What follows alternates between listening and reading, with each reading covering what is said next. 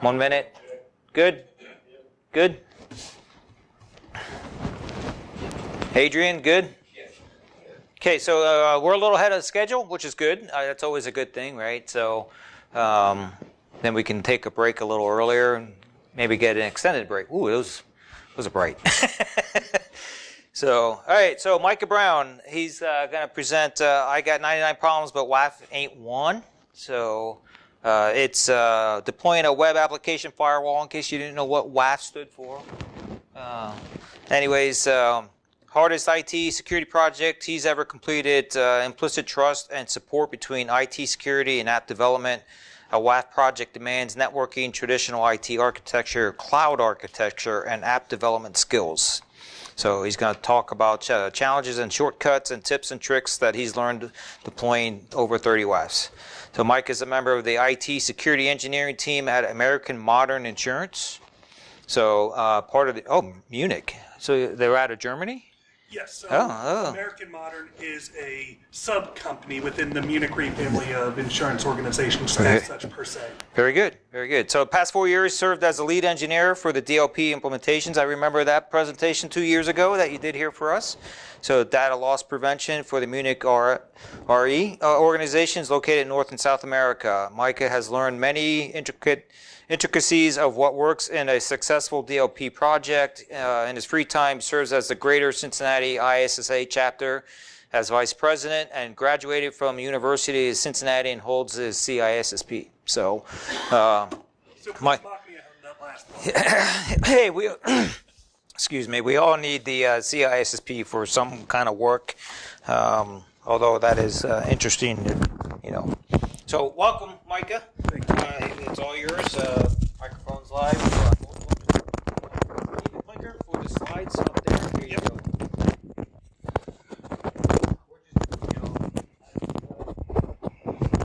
All right, are the audios coming in good, Adrian?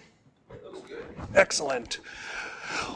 Wow, it is great to be back in front of people. I have loved the past year and all of the conferences that I've spoken at and attended, but it doesn't match being back in person. Now let's see if I'm smart enough to get the clicker working.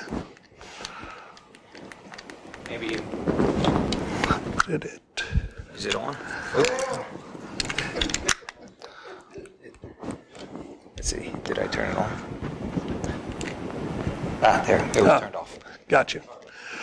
All right, so who am I? My name is Micah K. Brown. You can follow me at Micah K. Brown on the Bird app, and also you can go to my GitHub and download this as well as many other of my talks. Please be aware that my slide deck is You might just have to hit slide, maybe. It should be working. It was working earlier. It's working over here. Not on the screen? Please. Yeah, I don't know what to tell you.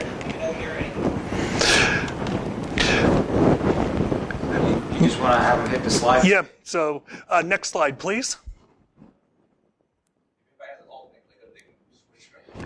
I do.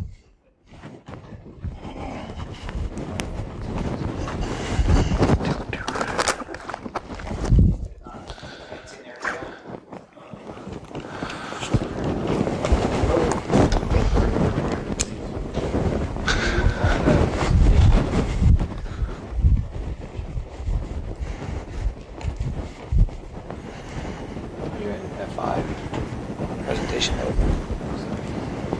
Yeah, it's on the screen.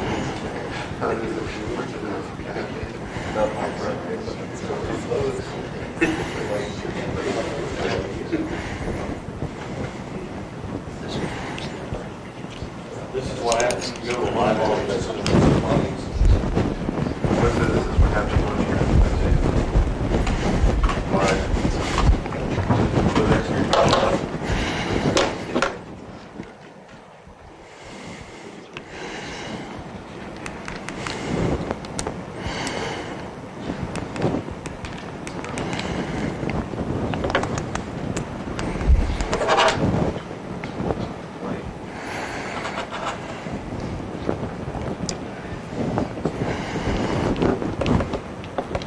Okay, it looks like it's working now. Are you pushing the clicker? Yes.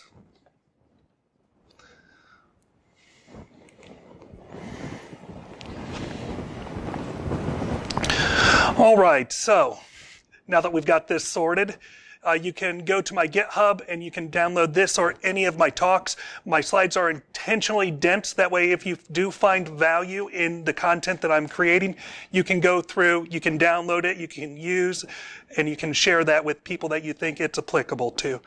That being said, I'm also the co-host of the Threat Reel podcast with my good friend Matt, who you'll be hearing from a little bit later today. That being said, just a friendly reminder that in Cincinnati we have a bunch of great IT security groups that are here to make your professional and personal life just a little bit easier. So please feel free to come and check out any and or all of our groups. So, the web application firewall project that I was a part of was one of the hardest projects that I've ever been a member of within my IT security career. And in my mind, this is because you have to have a critical intersection of both IT security, your application developers, your infrastructure team. There's fear, there's certainty, there's doubt, because we are putting a device in between our application users and the application that is explicitly designed to stop, to block traffic. And to be honest, it was kind of a running joke I had on the project, and you'll see it play out in this slide as to how difficult this project really was. So, let's start off and talk about what is a web application firewall. So a web application firewall, to me, is a compute device that sits in between your web application and the users of that application.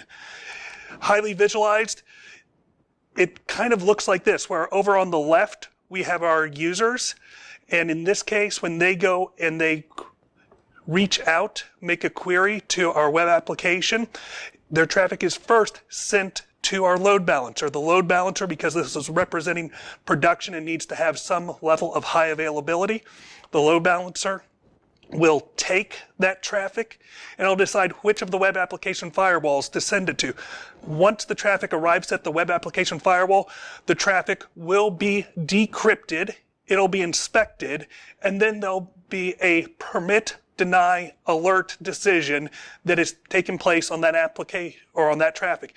If that traffic is allowed, then it will be sent to the front-end web application servers.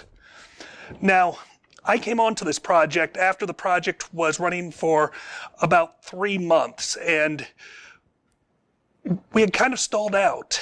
And originally when I came on, we had several different web applications, about 7 that we were supposed to protect. And they're divided amongst a group of our security engineers to go through and to own the implementation of each web application firewall from cradle to grave. And something just didn't sit right with me, because when you think about the various skills that you need to deploy a web application firewall, you have to go through and you have to have a certain amount of network engineering. And for me, that's where I cut my teeth in IT and IT security. I started off as a help desk admin, moved into server admin, then to network admin before becoming a full-time IT security engineer. So I really understand traditional IT architecture and cloud architecture. Where I'm a little bit less good at, and probably the most immature at, is secure coding, web application development. And I knew that while I could handle the first phase, the second phase I was going to really struggle with. And the final stage is supporting the environment that you go through. And that's one where I think, at least I see, that many IT security professionals, many companies sometimes struggle in making sure that we're taking care of our actual systems, that we're doing the needed start of day, start of week, start of month procedure. And it's my job as an IT security member of the architecture and engineering team to ensure that when I build a solution, that the people that are going to end up owning it are prepared both with the tools, the processes, and the procedures to ensure that those IT security assets are properly cared and maintained for. Likewise, I had another gentleman that was on my architecture and engineering, Russ. And Russ, he came to IT security from a field of application security. So where he was his very strongest was where I was my very weakest. And so one night, I might have had a rum and coke, and I thought to myself, there's got to be a better way where we can set each other up for success. And so what I worked out in my head was splitting the roles and responsibilities within the web application development team slightly different ways, in which I broke things down into a build phase, a tune phase, and a support phase. And so under that, you start at the bottom of each phase and you progress up, building a secure foundation to ensure that you are successful.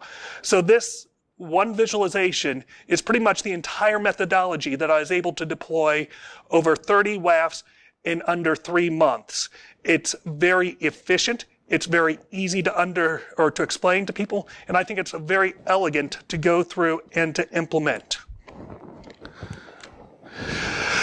So, what are some of the biggest challenges in implementing WAFs?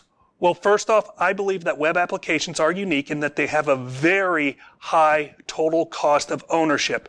You have to be very vigilant in the operations day to day to make sure that the WAFs are in and are working successfully. We're going to have to overcome fear, uncertainty, and doubt. Remember, many of our application owners, they are judged oftentimes financially by how their uptime stats look. And now we're putting in a device that's sole reason to exist is to block unwanted traffic. What if it classifies something wrong? So it's obvious that there might be a little bit of uncertainty within those types of people that are motivated that way. You're also going to have to clearly define how the software development lifecycle is going to go through, and it's going to, work under a WAF once it is implemented. We're probably going to have conflicts with work that's already in the app dev pipeline. Do they have enough resources to really go through and support that? And trust me, you are going to need the expertise of your app dev team in order to successfully tune your web application firewall. This kind of shocked me, but not all environments are feature by feature equal to each other. And what I mean is, in a couple of the applications that I went through and worked with, I was expecting the test, the dev, the stage, the prod to have the exact same functionality.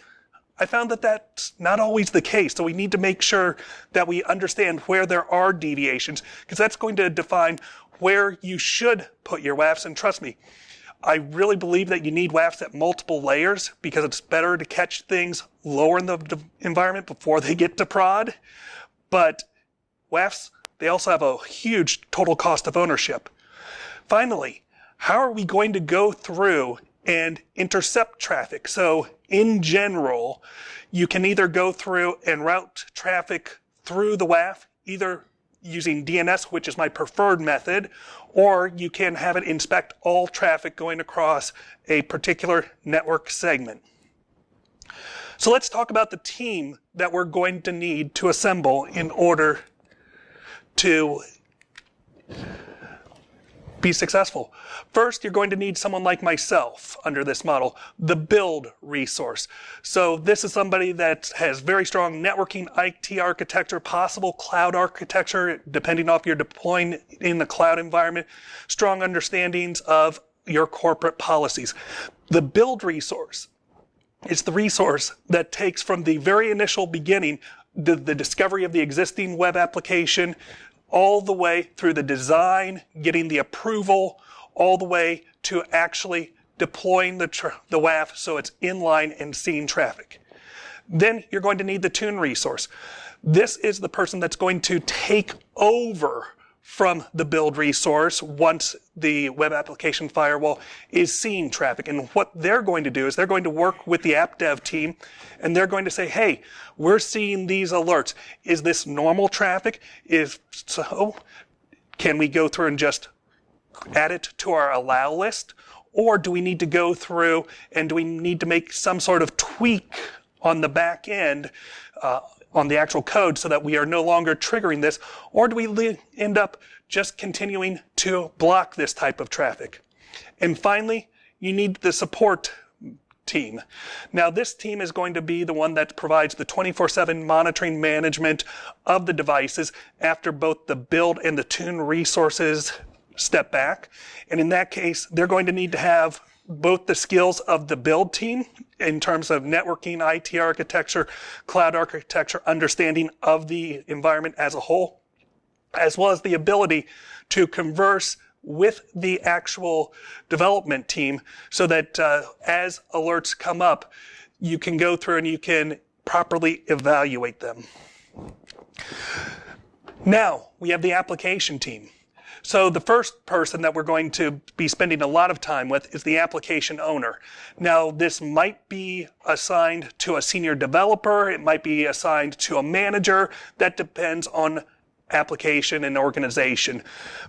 The person that is designated the application owner, they don't have to be technical, but they need to be able to go through and to listen to what the WAF team is saying and make sure that they can bring the proper people in to answer the questions that we go through and we have.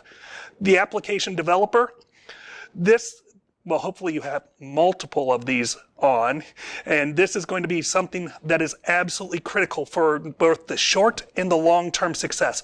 One of the ways that we really demystified any FUD, that we earned trust, is we created a special role in our web application firewalls explicitly for our application developers.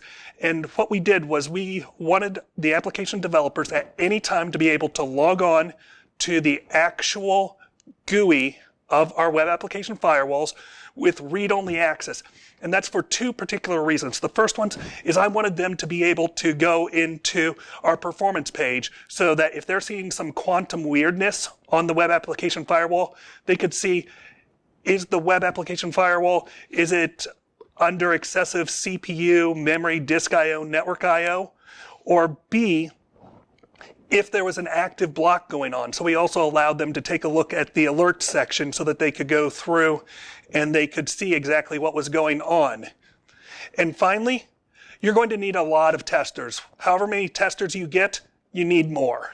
And this is absolutely critical. And you're going to want to have both a diversity of tests at all layers of your application, test, dev, stage, prod, but you're also going to want to have standardized tests that are repeatable.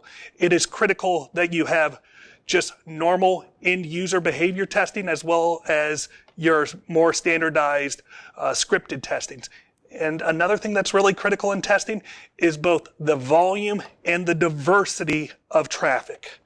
So let's dig into my expertise, the build phase. So the first phase within the build phase is the architecture. So we want to, within our group, define our overall WAF architecture. What are we trying to do? What are the goals? What are the use cases? Then we want to build out our WAF support systems. So these are going to be things like centralized management, logging servers, licensing servers, making sure that we have a good 10,000-foot view of what we want to accomplish. Then we move into the plan and design. And this is where we start going through and we start talking explicitly on application per application. So for each application that we want to work with, we want to make sure that we start interviewing the app owner, the app devs, to understand how the application really works. So I'd ask for things like going through, or do you have a data flow diagram? Do you have a networking architecture for your application? Because that is absolutely critical for you understanding where and how you can plug a WAF in. For each environment, we went through and outlined a basic questionnaire, everything, the who, what, where, when, why, the entire implementation support strategy. We wrote it out in what we called an implementation guide. And the implementation guide was critical because at the start it had like an executive summary. This is why we want to deploy WAFs. This is why your application is in scope. And then we go through, and as we learned about their web application, we would start filling out things such as current state of the web application. Then we started a future state, and this implementation guide grew very quickly. And it was what was critical to us is in the implementation guide, it had every phase, every step, every configuration. It had processes, procedures, SLAs that we were going to hold ourselves accountable. In doing this, we were going through and we were trying to be as open as we could be. You could take a look at any one of the phases within the implementation guide, and there is a common understanding of roles and responsibilities of IT as well as the app dev team. And then we had visualizations of how everything was going to work together. In fact, in our implementation guides, we even had technical details like technical config snippets.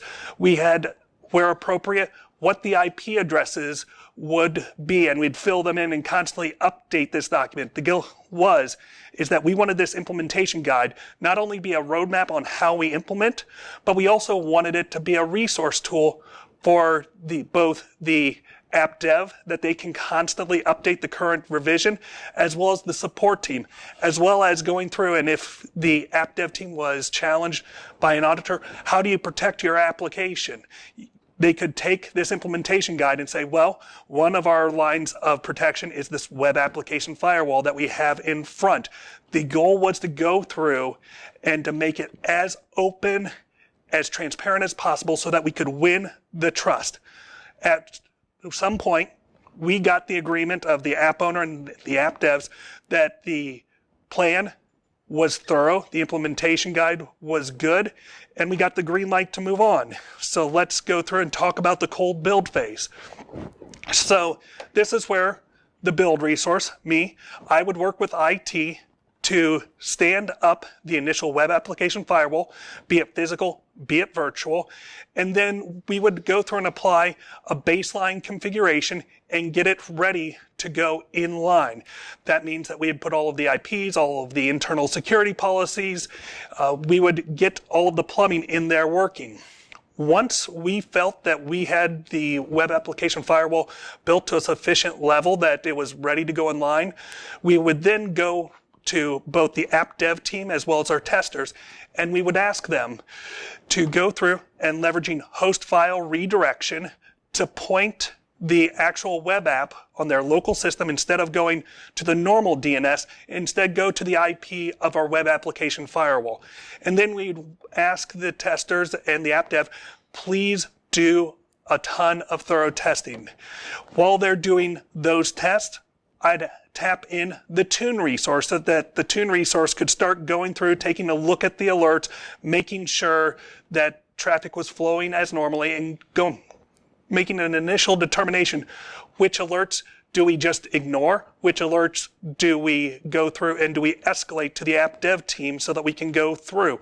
Now, depending on how involved your app devs, how thorough your testing is going to really have a huge payoff down the road. So I urge you to spend a lot of time in this host file redirection testing. It's one of those things where it's going to pay off in spades later. And once again, you want both volume of traffic and diversity of traffic for your web application. At some point, you're going to get the approval from the app devs and the app owners that because of their testing, that they are confident that we are effectively done a baseline tuning of the web application firewall. And they're saying, okay, we're ready to go in line.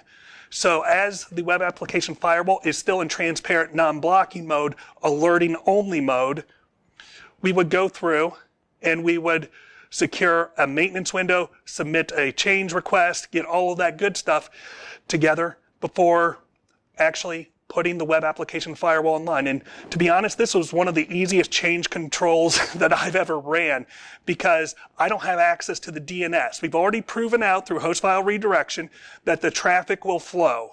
So I would just have a conference call. I'd kick off the conference call about 5 minutes before we were scheduled to go in line. I would ask for a quick go, no-go, making sure that app dev felt comfortable moving forward. And if we had a go, then as soon as the maintenance window opened, I'd ask my networking team resource, please update the DNS record to point to the public interface of the WAF. And we'd allow DNS replication to take place. Beforehand, we'd knock the TTL down really low so that, it's only a couple minutes failover or before convergence. And once that converged, I was testing it both on my personal device. If this site was open to the public, I was testing it from my corporate sites. I was just making sure that traffic did seem to be flowing. And not only was I looking at does the logon page render correctly, but I was also taking a look at things like the internal cryptography of the certificates, making sure that it matched before and after. And generally, the validation testing that I did, once that DNS took over, it was like 5 minutes or so. And then I'd turn it over once again to the application team and the testing team. Once again, we spent about 1 hour, 2 hours, depending on the group, where they were going through and just running various use case tested. And once again, I highly recommend a mix of automated testing, a mix of in-person testing, test a bunch of as much functionality as you can. And once again, I know you're going to get tired of me saying this, volume and diversity of traffic is key. But at the end of the maintenance window, I'd ask, are we good? And if everyone said they were comfortable with it, we would go through and we would simply close out the maintenance window as a success.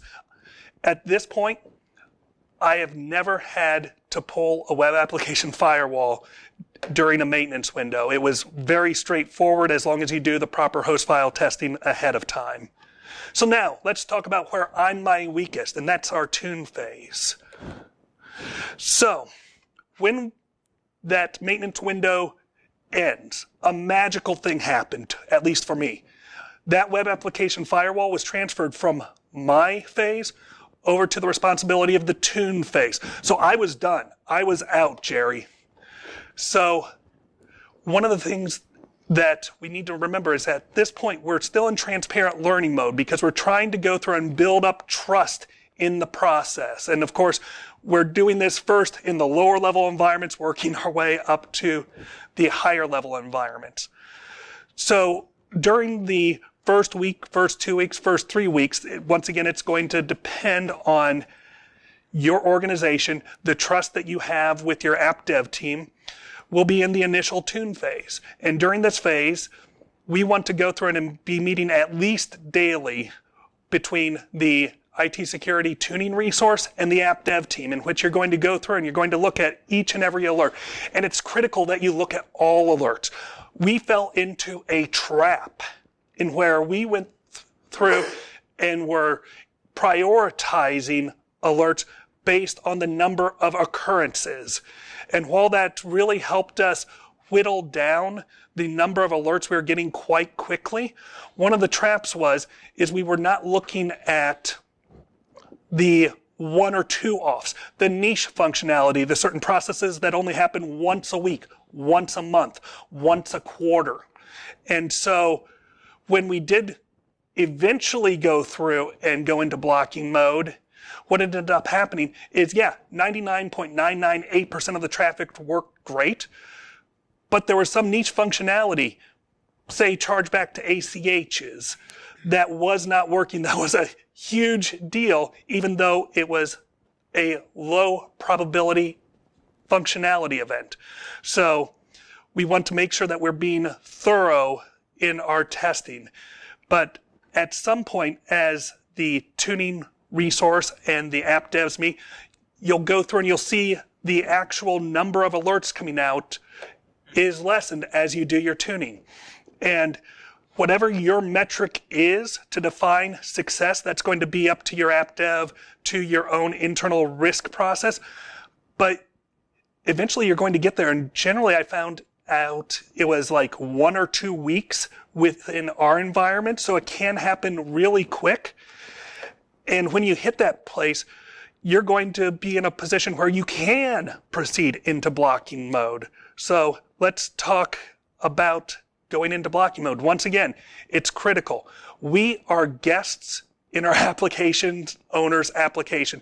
So we need their full buy-in, which is why I am so adamant that we treat them as a trusted partner and get their approval.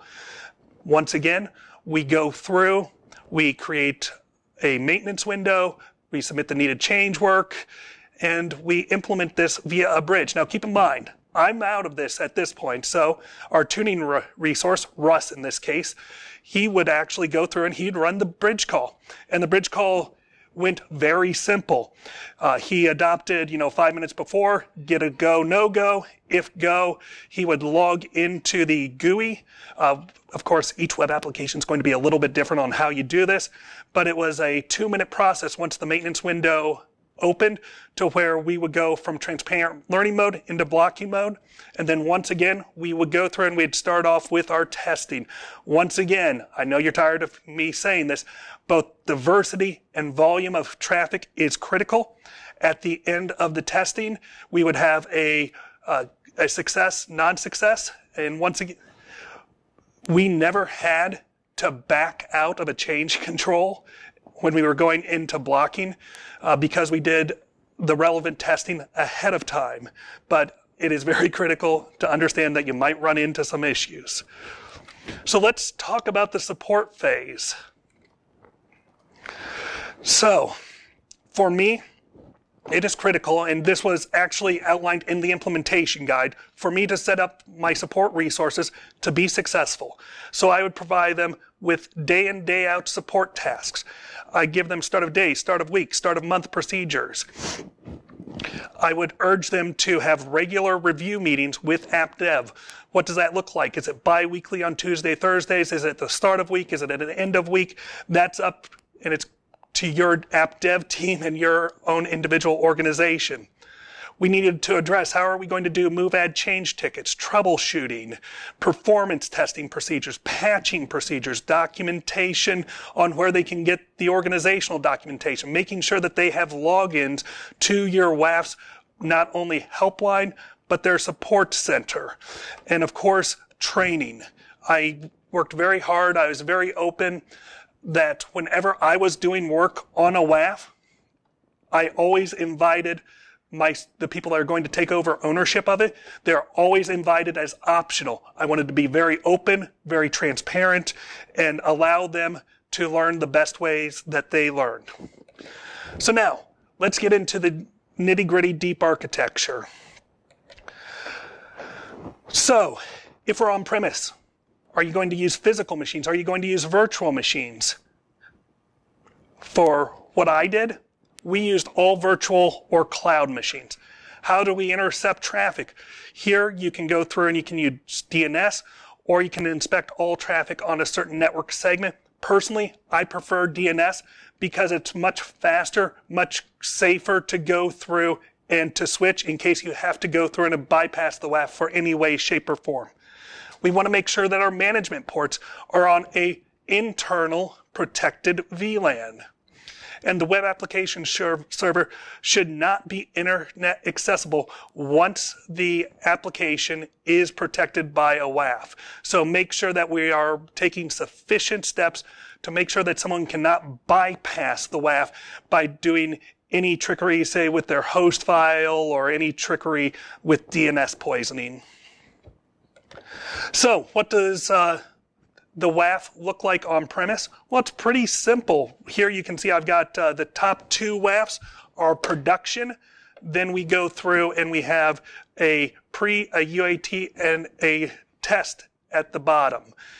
With that being said, we have a load balancer up in front of our production just so that we have a bit of high availability, and generally within our production, the WAFs would go through and pass the traffic to a sub-VLAN where our front-end application servers were residing. So let's talk about the cloud. Are we going to go through and implement in the same cloud container? Or are we going to go through and host in different cloud containers? If you're implementing in the same cloud environment, that can be the quickest way to actually deploy. But within my organizations, we give our cloud devs a lot of rights. And because we give them a lot of rights, they could do some high trickery. They could go and they could juggle where IP address is, for example. They could make edits to network or to the NAT, network address translation, that would allow them to go through and to bypass the web application firewall without any approval, without IT security knowing. If you're implementing in a different cloud environment, how do you pass traffic over the internet? Do you use VNet peering? Do you use a VPN? What if you're going through and deploying your WAFs in cloud A and your web applications are in cloud B? These are all some things that you need to go through and you need to consider, especially all the way back at the architecture, because that's really where your blueprint is going to be defined. How do you manage your WAFs? Do you have hardened jump servers, or do you go through and do you trust direct internet logon, especially for cloud-facing systems? These are all things that you need to go through and you need to consider, especially during the architecture. Now, our initial plan was to deploy in the same container. But as I said, there are some risks. It could allow the web application team to go through and to bypass. So instead, what we did within the same cloud instance that our web applications were in, we spun up a new container that only IT security had access to. And then we trusted the direct cloud routing because the traffic between our WAFs and the front-end web servers, that was strongly encrypted with the proper TLS protocols, that we found that that type of intra-VNet routing within the same cloud environment was acceptable based on our rules, laws, regulations, and organizational policies. Once again, this might look a little bit different for you, for your organization. You might want to run a VPN, you might want to do VNet pairing, but those are considerations that you should definitely talk with your cloud team on. So let's talk about policies. You know, nothing better than talking policies on Saturday morning, right? So do we want to have one single policy to rule all of the web application? Ideally, naively, I used to think yes. And I was wrong, and you should mock me for it. Because what we found was certain part of our web applications behave a little bit differently. And if we were to go through and if we were going to create exceptions based on niche functionality, that would have applied to the entire site. So instead, what we did is it might be called a micro policy, a parent-child policy. The name differs between each of the web application firewalls, but we created micro policies that would apply to certain more challenging areas, say a file upload option. I spoke to this earlier, but often our lower level environments are not identical. They'll be close, but in some cases you might be going through and missing functionality. And once again, web application firewalls, they're very expensive. They have a high total cost of ownership.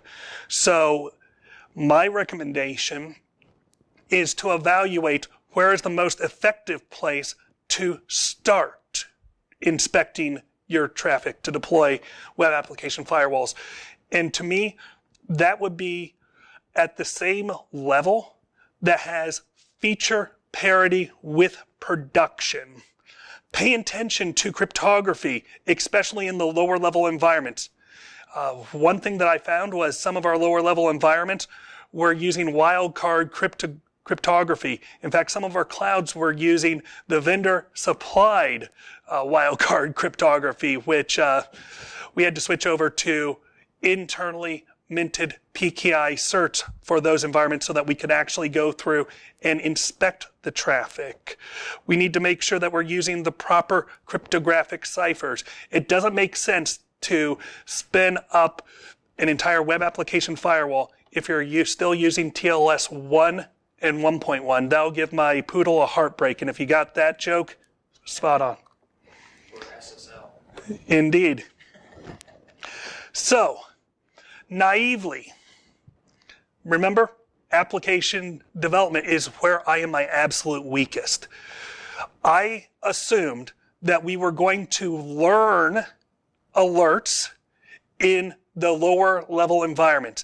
So I expected a normal policy push would we'd find something in test, we would then push the fix in test, then promote the fix to stage, and then promote the fix to prod before the code actually got updated so that we weren't running into bugs in our deployment cycles.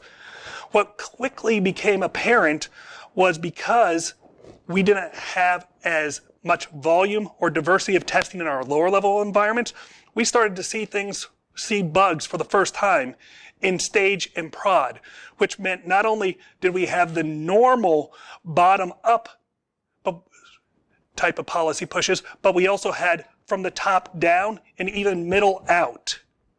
So this is something where we had to go through and create explicit policies, tactical game plans on how to support especially what I called the reset policy, so from prod down, or the middle out policy push, in which we found something, say for example in stage. So on policy, what triggers a policy push? Is it based on sensitivity of the bug? Is it by number of the bug? Or do you tie your policy pushes in line in some way to your actual production code pushes? Now, once again, this is going to be about defining that SDLC lifecycle. This is where, you're going to want to go through and include explicitly your actual app dev team as part of this. We want to go through and we want to understand, how do we do critical pushes? And how is that defined when a critical push is required? When demoting a policy from a higher level environment to a lower level environment, we want to make sure that we have defined within that rule, because let's face it, our test environment probably has slightly different naming conventions throughout all aspects of that application than our testing, than our prod, especially when we're talking about the references to different servers that each environment is talking to. So we need to understand, what changes do we have to make to each rule so that we can safely deploy to the other environments to make sure that those exceptions are tailored for that specific environment? Do we want to promote and demote a single learning suggestion? Or instead, do we want to go through and promote, demote the entire policy between environments? We've already gone through and talked a little bit about the parent-child policies, the micro policies that you can go through and implement, and I really do think that is something that really helped us optimize the protection to our web application firewalls. And finally, how do we track all of the, oh shoot, sorry. I've been talking.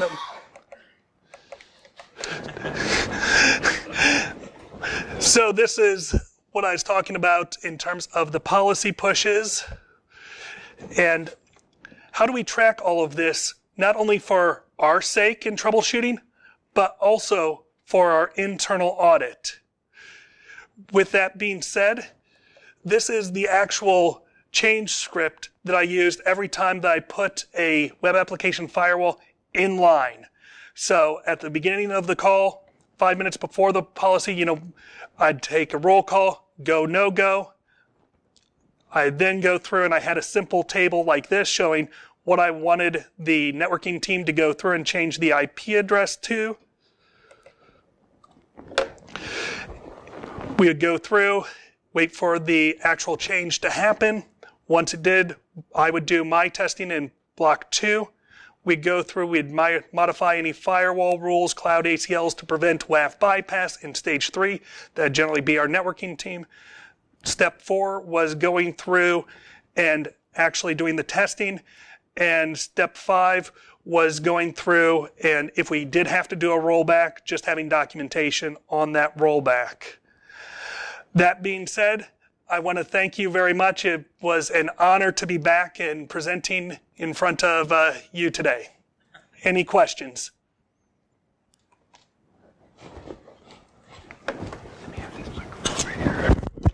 Yeah. So when you're standing up in production, do you prep any incident response in case you run into something? Or have you ever found something? So in my experience, the detections that we had were detected not as a part of this actual event, as part of my project. I always did have a great line to our SOC, so if I did find something, we definitely had our own incident response plan ready to rock and roll, but I never had to pull that trigger. Any other questions? You turn the house lights on? Hard to see up here. No, a little more for everybody to see. Okay, more questions? No? So, Micah, thank you. Again,